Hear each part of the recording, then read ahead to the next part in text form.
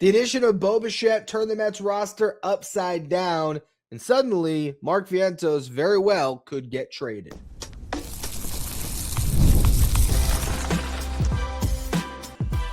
You are Locked On Mets, your daily New York Mets podcast. Part of the Locked On Podcast Network, your team every day. Hello to all you amazing Mets fans. You're listening to Locked On Mets, part of the Locked On Podcast Network, your team every day. Thank you for making Locked On Mets your first listen every day, and thank you for making Locked On the #1 sports podcast network.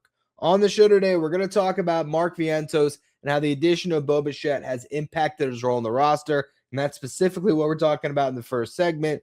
What would Vientos' role be now that Bo Bichette is in the fold? Is there still room for him on this roster, or should he be traded? The second segment, we'll go through different landing spots that would even entertain a Mark Vientos trade. And then in the final segment, I'll talk about the types of players the Mets could trade Vientos for and whether they should pull the trigger on a deal or not. Before we get to any of that, though, I'm your host, Ryan Finkelstein. I've been covering the New York Mets on this show since the 2019 season. This is the #1 daily podcast on the New York Mets. Want to find some of my written work, you can do so over at justbaseball.com, where I work as the editor-in-chief. Now, Mark Vientos has long been one of my favorite prospects and then players on the Mets because I've always loved the power potential of Vientos, dating back to when he was in high A or even beyond that, and you'd watch him hit a baseball and somehow it goes out. The power has always been there for Vientos, and it all came together in 2024 when he hit the 27 home runs in 111 games, added 5 more in the postseason. So it was 32 homers in 125 games, which had all of us thinking there was 40 home run potential for Mark Vientos. Last year, not so good. And because of that down season, now there's not a clear-cut role for Vientos moving forward. He is not promised the starting job like he was last offseason. He is once again in the same type of limbo that we were describing with Brett Baty the other day. But when I did the Brett Baty show, the conclusion was there's a lot of ways he could be used on this roster. The issue with Mark Vientos, there's only one way that he could be used on this roster: hitting home runs. That's it. That is Vientos' value. Maybe he picks up first base and looks completely different than he did in the limited time we saw him there last season. And granted, he's got more professional playing time at first base than Jorge Polanco and Brett Baty, but I don't think that he is the best of bets to be the glove that stands out among that trio in spring training. I think you have a better shot that Jorge Polanco is a former shortstop who has been working on this for a little bit, that he'd be able to pick it up a little bit quicker and a little bit better. And I really think that Brett Baty is the Mets' best defensive first baseman, even though he's never played the position, but just watching him make that transition to second, I feel like he's going to be the one that's going to stand out the most at actually playing first base. So the case to trade Mark Vientos is it clears up first base and DH, where now Jorge Polanco can be your DH, Brett Baty can be your first baseman. You go out and you acquire an outfielder, and your team is complete. That's the case for trading Mark Vientos and clearing up some at-bats for other guys. It is making a crystal clear pathway to playing time and everyday playing time for Brett Baty along with Jorge Polanco. Now, 3 weeks ago or so, I did a show where I talked about Mark Vientos, and I made the case for why the Mets should not trade Vientos and that they should roll with him. And it was, I'm looking back, December 30th, I did the show, Should the Mets Bank on Mark Vientos? To me, because the trade value is low right now, coming off the season he had, where he had 17 homers in 121 games, the WRC plus was not even quite at 100. It was just below it. So graded as a below average hitter. The slug dropped by 100 points. The on base dropped. The batting average dropped. Everything was down. And he, I think, officially proved once and for all that he's not a third baseman. So with that season that he had, the trade value being where it's at, I just felt like the Mets were better off holding on to Vientos than trying to sign a first base DH type, or even trying to trade for a first base DH type. Well, now Brett Baty might be better than anything the Mets could have acquired when I was talking about that at the time. And you can make a case for moving him that I can start to get my head around. Here's, I think, the best reason to trade Mark Vientos. What happens if you get into the season, Brett Baty proves to be your first baseman, Jorge Polanco is your DH, and Mark Vientos is getting limited playing time against left-handed pitching, and he's not hitting. And also more so, you end up in the exact same platoon that you've had the last 3 years or whatever it's been with Baty and Vientos, where neither of them is really getting enough playing time to truly flourish. I think that would be the biggest reason to move him. And also, we saw last year, when Vientos isn't right and you don't have an option to stick him down in Syracuse, his function on the roster, it's rough because he doesn't bring anything if the bat's not there. So it can essentially become a dead roster spot where he's too good to cut, but he might not be good enough to be in your starting lineup, and he has to be your DH or now maybe your first baseman. So it really is a tricky spot trying to evaluate Mark Vientos and what to do with him, especially now that you've added a right-handed bat for the middle of the lineup in Bo Bichette. That alone makes Vientos a little bit less necessary on the roster. Some would make the case that the Mets have to trade an infielder because right now they got Brett Baty, they got Mark Vientos, they got Luis Angel Acuna. They all have to be on the roster. And you have Ronnie Mauricio, who can be parked in Syracuse, but only has one option year left. So he'll be able to go up and down all this upcoming season. But beyond that, he will also have to be rostered once you get to 2027. So at some point, something likely has to give. It doesn't necessarily seem like the Mets would get to a situation where Ronnie Mauricio, Brett Baty, and Mark Vientos would all have everyday roles in the Mets lineup. It just doesn't feel like we're heading towards that outcome at any point. So, with, I would say, Vientos having more trade value than Mauricio, Brett Baty having more of a function on your roster, and you can even make the case with Luis Angel Acuna's defense and his speed that even he has a more clear-cut, clean role than Mark Vientos, that this might be the time to trade him, get what you can, but whatever you end up doing, regardless, it's going to open up opportunities for other people. Because last year we saw it can happen if Vientos isn't hitting and how that can really be an issue. The problem, what are you getting for Mark Vientos, and is it really more valuable than what Vientos could mean to your team if either Baty ends up in another position away from first base and Vientos becomes your guy there or your DH? Or if Polanco goes down, if Baty goes down, there's a lot of different circumstances where even if Simeon goes down and you move Polanco to second if you had to, where Mark Vientos can bring a lot of value to the New York Mets. And that might be a gamble that's still worth taking compared to what you're going to find in the trade market. But what we're going to do next is just try to identify teams that Vientos can even be traded to, because I'll tell you, there are more teams that wouldn't trade for him than teams that would, just based on having DH and first base already locked up and probably not wanting Vientos to play third anymore. So we're going to go through the different landing spots for Vientos here in just a minute.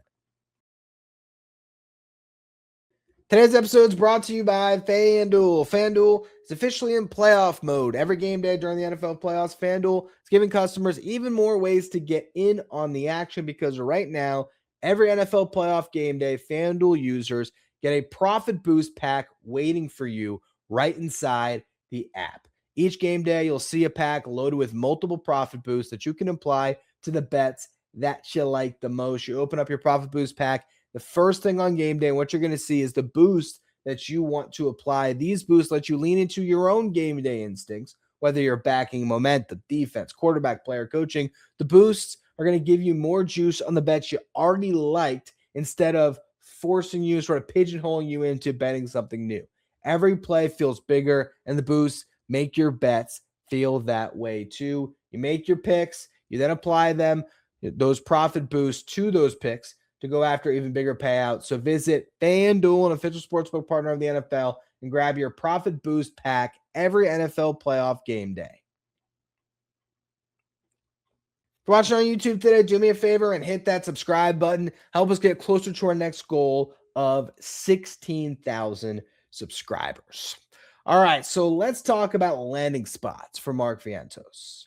I came up with 8, and that's not teams that I have a clear-cut mock trade for. It's Vientos going this way with this player coming back. No, these are just teams that I could conceivably envision trading for Mark Vientos based on their current roster construction. Because again, when you don't play a position, unfortunately, the trade value really goes down. You don't have as many options at your disposal. For Brett Baty, you can canvas the league and say, oh, do you have a need at third base? Do you have a need at second base? Do you have a need at first base? Do you have a need at DH? And if it's a yes to any of those questions, Brett Baty is a trade fit. So that's the difference between these two players right now. That's also why, again, Brett Baty is more valuable to the Mets right now because they have a roster that has started to fill up, and you need that versatility on your bench and, in a potential super utility role that Mark Vientos will never be able to play. So now we go through the different teams. The first one that jumped out to me, the Texas Rangers. Reunite Mark Vientos with Brandon Nimmo. They got Jake Berger as their first baseman. He has not been a model of consistency throughout his career. And a guy that's coming off a terrible season, Jock Peterson, slated to be their DH. You can platoon Peterson and Vientos, but honestly, I think Vientos probably could push Peterson out of a lot of playing time if he hit. And I think this would be an unbelievable addition for the Texas Rangers. It really would. It would really help that lineup that needs another jolt. Another team that made sense was the Minnesota Twins. Their current DH listed by Fangraphs is Victor Caratini, who I'm pretty sure was signed to be one of their catchers, not their DH. Not a good hitter. Royce Lewis is also extremely injury prone. Not that you necessarily want Vientos to play third, but if you're the Twins and you're just trying to compete in an AL Central that is wide open, so for some reason you're not selling a bunch of pieces right now, and I still think they should, they make some sense as a Mark Vientos landing spot because whether it's DH, third base, I think even first base, they didn't have like a stellar first base. They picked up Josh Bell. Let me confirm I'm right about that. Yeah, they picked up Josh Bell, 33-year-old switch hitter, had a decent season last year, but long-term, that's not their first baseman. So I do think Vientos makes sense in Minnesota. I also think Cleveland, you can make a case for. They have Kyle Manzardo, sort of the left-handed version of Mark Vientos, probably their first baseman this year, maybe their DH. Vientos could play the other spot. Right now, Fangraphs has CJ Kayfus listed as the DH. I think Vientos can maybe push him for some playing time. So Cleveland makes some sense. The Diamondbacks make some sense right now. Adrian Del Castillo is listed as their DH. Pavin Smith, their first baseman. Nolan Arenado, their third baseman. Pavin Smith has had an injury problem in the past. He hasn't always been able to stay on the field. So I think the Diamondbacks are a great landing spot for Mark Vientos, a great place for him to hit. The Rockies, speaking of a great place for him to hit, they also have a pretty wide open roster. You got Willie Castro slated to play third base, maybe, but he's a utility guy, so they'll play him wherever they don't have a good option. You have Troy Johnston, potentially their first baseman. Vientos absolutely could beat him out for a job. And Mickey Moniak set to DH. They can stick him back in the outfield if they wanted Vientos to DH. Definitely a starting player for the Rockies for sure, and would immediately become one of their more exciting. They're one of their most exciting bats. I think they'd love Ronnie Mauricio too, to be honest here. It's just a matter of do they have anything the Mets would want in a trade. The Marlins make a little bit of sense. Right now, their DH spot is open, although it's eventually going to go to Agustin Ramirez when Joe Mack, one of their top prospects, is ready to be their everyday catcher. You have Griffin Conine, who could be their DH this year, but also is set to play some first base potentially. Graham Polley was over at third last year, could play first, but he was very good defensively at third. So maybe you want to keep Polley at third. You still have Connor Norby at third. So maybe Polley and Norby, form a platoon at third, and Conine and Vientos form a platoon over at first. I think that's an option for sure. The Padres, we've talked about Vientos as a fit there all off season. You have Gavin Sheets listed as the DH right now, but you can stick him at first or in the outfield. Jake Cronenworth is set to play first with Sun Moon Sung playing second, but you'd probably want him to be more utility, and you could slide Cronenworth back to second and have Sheets at first or have Vientos at first. So that's definitely an option. The Nationals make a little bit of sense. They got Luis Garcia penned in as the first baseman for now, and let's see Nunez at second, but you could always slide Garcia to second, open up first base for Vientos. Third base is Brady House. Maybe the Nationals just don't care. They want to bat in their lineup and they sub House for Vientos. You got James Wood listed as the DH, but I don't think you want a 23-year-old potential superstar already being your DH. So if you put James Wood in the outfield, maybe move Dylan Cruz to center, Dalen Lyle in left, and then you put Jacob Young on the bench. Maybe that's a place where Vientos can fit as the DH or the first baseman or the third baseman. Those are 8 teams. So I eliminated 21 teams just off the jump, not even getting into, what do the Mets want? No, this was simply, okay, let's find teams that have a positional opening that Vientos can slide into. But as we look at those 8 teams, I don't think the Rangers have much of anything to trade the Mets. They're not going to trade them a starting pitcher. They don't have many. They just rebuilt their bullpen through free agency. None of those guys can be traded, and so they don't really have any arms there that you can necessarily line up for a trade. Doesn't make sense, really, for the Rangers for the Mets to trade Vientos to the Rangers just based on what can come back, other than prospects, which if you just want to clear Vientos for prospects, it's a different conversation where any of these 8 teams could theoretically be in the mix. But I would think that the Mets traded Vientos, a guy that can impact their big league roster in 2026, they would be looking for a big league impact in return. Yeah, the Diamondbacks, who don't have any pitching to trade or an outfielder. So, yeah, Vientos can fit there, but again, the return doesn't really add up to me. The Marlins and the Nationals both have a pitcher that would intrigue the Mets.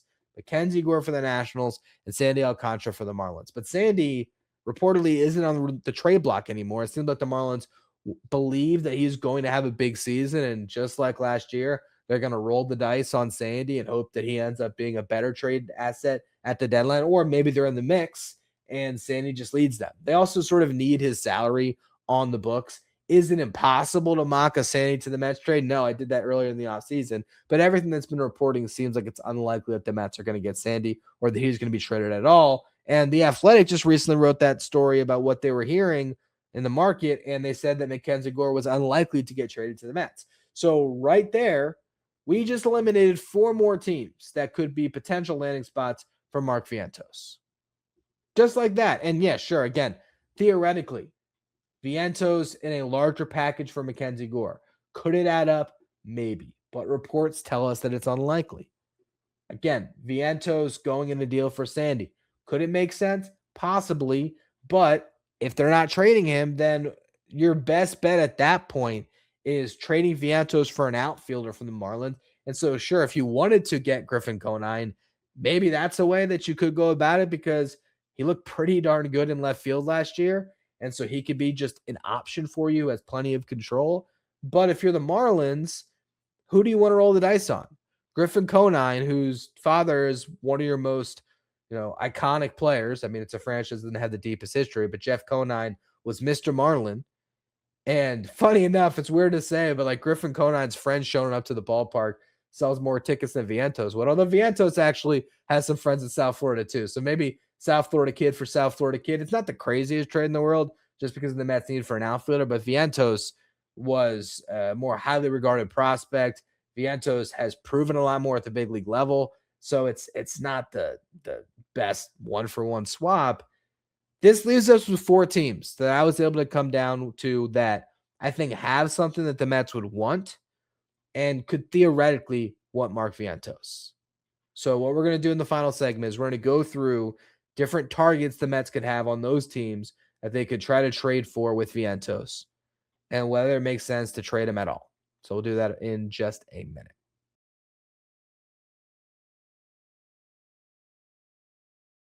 Thank you for making Locked On Mets your first listen every day, and thank you for making Locked On the #1 sports podcast network.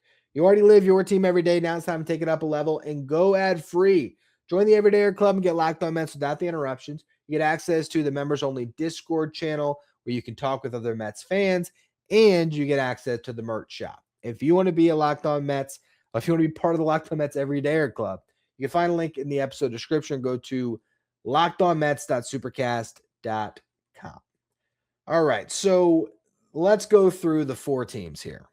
With the Guardians, there's one player that makes sense, and I'm teasing tomorrow's show because on tomorrow's show, I want to talk about outside the box trade ideas for the Mets and different players that can complete this roster. One of those players is an elite defensive left fielder, and that is Steven Kwan. You can make a case he's the best defensive left fielder in baseball. You pick up Kwan, there's your run prevention. Between Kwan and Marcus Semien, you have improved defensively, even with Bo Bichette at third and Jorge Polanco at first, or whatever the infield ends up looking like.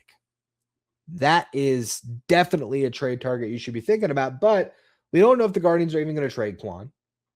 And it's going to take a lot more than Mark Vientos to get him. It's not a one-for-one swap, even though Vientos has 4 years of control and Kwan has 2. Kwan's a former All-Star. So you're going to have to kick in a lot more than just Vientos to get a deal done. And I'll talk about what could get a deal done on tomorrow's show. So for the Padres, all off season, I've talked about the idea of Mark Vientos for Adrian Morejon straight up as a trade that I don't love, but I could talk myself into because Adrian Morejon is one of the best left-handed relievers in baseball. Now he's a rental, so you're trading Vientos 4 years of control for a rental. But if Mark Vientos goes out this season, hits 210 and is slugging 380 2 months into the season, you're stuck. And he'd have even less trade value.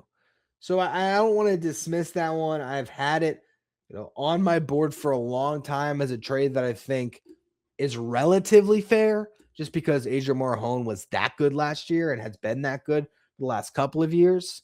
Still feels to me like you should get more back. And maybe there's a larger Padres trade, which again, we'll talk about on tomorrow's show, where you could trade Mark Vientos with more to get more than just Adrian Morejon. The Twins, Pablo Lopez has made sense to me all offseason. I think the trade return to get Joe Ryan is going to be extremely steep, and I've made the comp in the past where if you go through the statistics, Pablo Lopez is pretty much just as good as Joe Ryan. He's just been around longer, so there's some fatigue there. It's like prospect fatigue, but with a player where these guys are separated in age by like 6 months. Pablo Lopez is not significantly older than Joe Ryan. He doesn't have so much more wear on his arm. He has been in the league longer, which also means he has a longer track record of success. And again, I think you trade a lot less to get Lopez. So Mark Vientos being part of a Pablo Lopez trade, 100% would buy into that. But the Twins apparently aren't trading Pablo Lopez. So that one sort of falls off the table unless they have a change of heart. Then you get to the Rockies. There's 2 relievers that make some sense. You have Jimmy Herget, who had just a ridiculous season. He pitched 83 1/3 innings in 59 appearances, which is crazy. Best pitch for him is the curveball.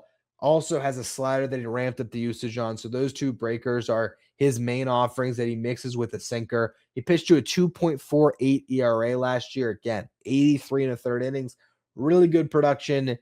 But it also feels like the type of guy that the Mets could maybe just pick up and find a diamond in the rough. Could Huascar Brazaban this year end up putting up a similar stat line when it's all said and done to Jimmy Herget? I don't think that's even that crazy. So Herget is an option, not a great one. The one that I would love, and I think I would trade Mark Vientos for without thinking too much, is Victor Vodnik, because you're getting a guy that now has had a little bit of a taste of a closer role, throws 100, averaged 98.7 miles per hour in the fastball last year, pairs it with a good changeup that he uses to lefties, good slider for righties, got the ball on the ground 54% of the time last year. That's really strong. Had a 3.02 ERA pitching half his games in cores. His whip a little bit inflated at 1.40, but again, I think that's probably inflated more by cores. And it's 4 years of control on Vodnik. So I don't know if they would do that straight trade, Vientos for Vodnik.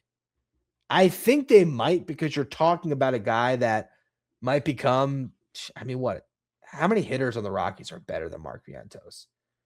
I'm probably overstating him a bit to say he'd be your best hitter, but Ezekiel Tovar's better? Maybe. Last year he wasn't. Last year, the only hitters on this team that were better than Mark Vientos, you have Mickey Moniak, Hunter Goodman, and Troy Johnston. The only three hitters. Now, Troy Johnston wasn't even on the Rockies. He was picked up off of waivers, and that's a small sample size, 121 plate appearances.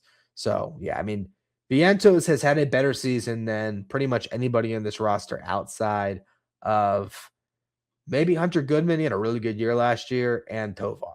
So when you think about it that way, and it's a potential everyday player, and looking at Hunter Goodman, yeah, I mean, he had 31 home runs as a catcher last year. Jeez, unbelievable season. But again, first base, Troy Johnston was picked up off of waivers. Third base, it's Willie Castro. You could even stick Vientos there because you could put Castro at second base if you wanted to.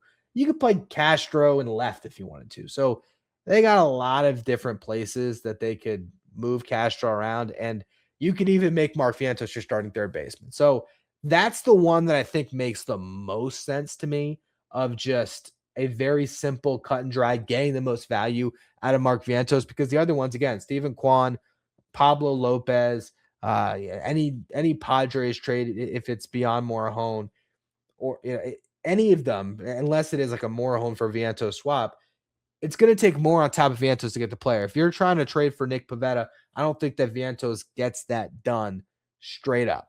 If you're trading for Pivetta and Ramon Laureano, Vientos doesn't get it done. You have to add more to it. If you're trading for Quan, you got to add more to it. If you're trading for Pablo Lopez, you probably got to add more to it. Morejon, maybe that's a straight trade, but it's a rental for 4 years of control. Vodnik, it's 4 years of control for 4 years of control. As someone that still has Mark Vientos is the truth as my pinned tweet, I still don't like the idea of Vientos getting traded. I'd rather just see what happens this season, because playing time always seems to open up, and you just never know how badly you might need Vientos. And I also think that last year, part of what happened that compounded the issues on Vientos is you had Starling Marte on the roster. And while Starling Marte was a great clubhouse presence, he was Juan Soto's BFF, and his numbers are pretty decent. Doesn't hit for power, doesn't play a position, but was giving you better at bats than Vientos. So he was in the lineup more and just ate into Mark Vientos' playing time. And I also, it made your roster so clogged to have two positionless guys. And when Winker was there, almost three positionless guys, or you were playing Vientos at a position that I think at this point, we know at third base, he probably shouldn't be playing in the big leagues. It was just kind of a mess. You've cleared Marte. You now have a third baseman, so Vientos is not going there. I do think that if Polanco is your first baseman, Vientos is your DH, and Brett Baty is super utility going all over the place, you can play all these guys. So I still lean that that's the best direction for the Mets. And I don't think they have to trade an infielder, because Mauricio has that option, because your bench right now, if you add an outfielder, let's say the Mets actually make the big splash that we were talking about in yesterday's show, and they sign Cody Bellinger. Bellinger's your left fielder or your right fielder, however you want to do that with Soto. Carson Bench is your center fielder with Tyrone Taylor as the fourth outfielder. Your bench is Tyrone Taylor, Luisangel Acuna, Mark Vientos, and Luis Torrens. And Baty very well can be on the bench just as much as Vientos, or again, Baty can be all over the field while Vientos is your primary DH.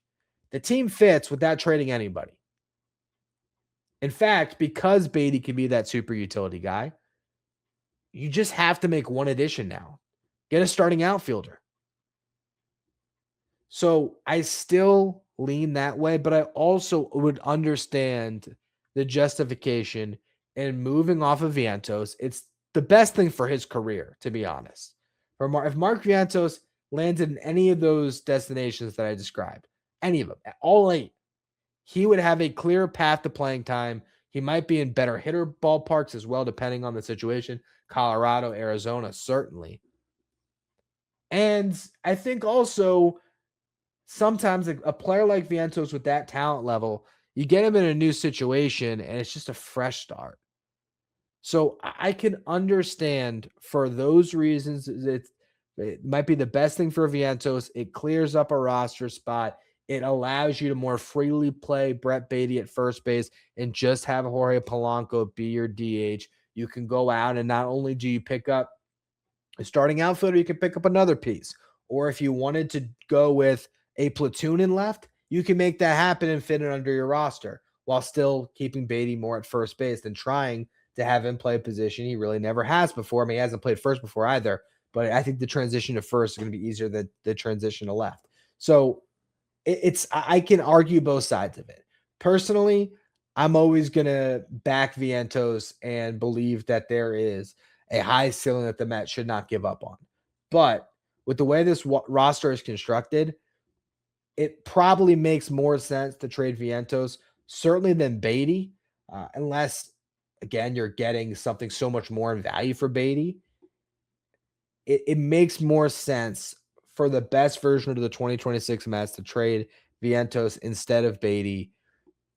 I would even say Acuna as far as roster fit, but I still think Vientos is a better player. So that's where I'm at with Mark Vientos. On tomorrow's show, I'm going to go through some outside the box trade targets for the Mets that'll complete this roster. So we're going to go through some names of guys that we haven't talked about before. Steven Kwan was a teaser, but I have a couple more that are really out of left field. So that should be a fun show. This week, I also want to power rank the Mets trade chips. So those two shows will kind of go hand in hand. Should be a fun way to get through the middle of this week here as we're waiting for some news. And hopefully news just comes before any of that. And tomorrow I'm talking about Cody Bellinger or Freddie Peralta or Jarren Duran or some big move the Mets had made. But until then, thank you all for tuning in. Make sure you follow, rate, and review wherever you get your podcast. Also, actually, I wanted to mention this, and I'm probably going to mention this at the end of a couple of shows. But I've been doing Locked On Mets now since 2019. This is going to be my 8th season. There's a lot that goes into producing this show. If you have made it to the end of the show today, that already tells me that you are a devoted listener. If you're in college or just out of college and you want to get into social media, graphic design, video editing, if you want to work on this show with me, I encourage you to reach out, send me a resume and everything. And I am looking to, I've been a one-man show for a long time with a little bit of help on social media, but largely a one-man show producing. And I am looking for someone that can maybe fill a producer type role. So if you're interested, you can DM me on Twitter or X. If you're an insider, you can just shoot me a text. I already have one insider that might be interested. So, you are. I encourage you to shoot me a text to be considered. And yeah, I'll continue to mention this at the end of the next couple of shows, but I would like to bring somebody in before the start of this season that is a Locked On Mets listener that already listens every day, that knows my takes, understands the show, is passionate about the show, and maybe wants to work in sports someday. So if that's you, reach out to me. Again, though, thank you all for tuning in. Follow, rate, review, all that good stuff. Subscribe if you're watching on YouTube. Thank you for making Locked On Mets your first listen every day, and thank you for making Locked On the #1 sports podcast network.